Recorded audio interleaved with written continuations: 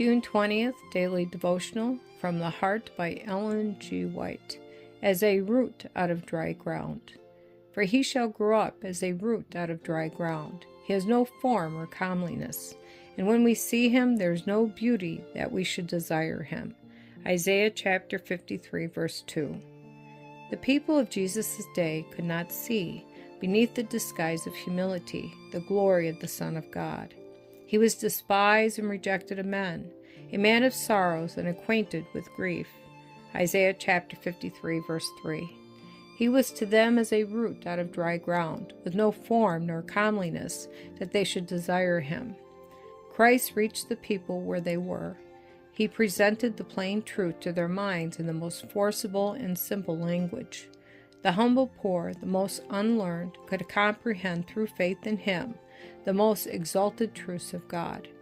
No one needed to consult the learned doctors as to his meaning. He did not perplex the ignorant with mysterious inferences, nor use unaccustomed and learned words of which they had no knowledge. The greatest teacher the world has ever known was the most definite, simple, and practical in his instruction.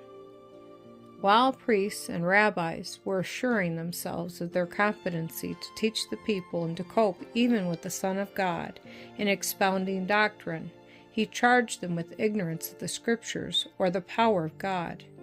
It is not learning of the world's great persons that opens the mysteries of the plan of redemption.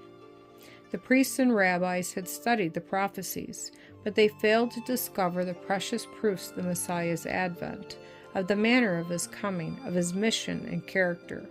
Those who claimed to be worthy of confidence because of their wisdom did not perceive that Christ was the Prince of Life.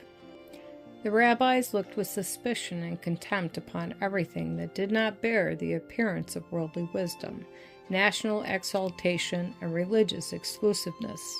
But the mission of Jesus was to oppose these very evils, to correct these erroneous views, and to work a reformation in faith and morals. He attracted attention to purity of life, to humility of spirit, and to devotion to God and his cause without hope of worldly honor or reward. He rejoiced in spirit as he beheld the poor of this world eagerly accepting the precious message which he brought.